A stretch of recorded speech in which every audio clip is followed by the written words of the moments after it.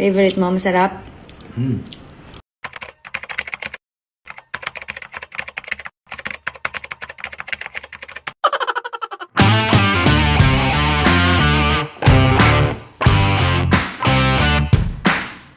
Si Alex Gonzaga ay ipinakita ang kanyang husay sa pagluluto nang magluto siya ng sopas na talaga namang pinakamasarap.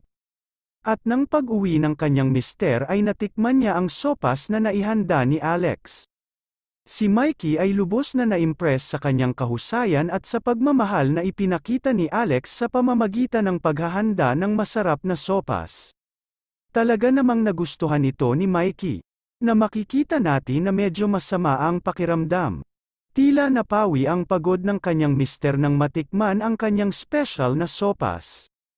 Talaga namang napawi ang gutom at nagkaroon ng magandang alaala sa kanilang puso ang masarap na sopas na ibinahagi nila. Finally, because of the traffic, dumating na siya with siopaw, asado. Ang init in this one. Ay, may kausap pa siya sa phone, but he likes it. How's my sopas? Yummy. Favorite mo, masarap?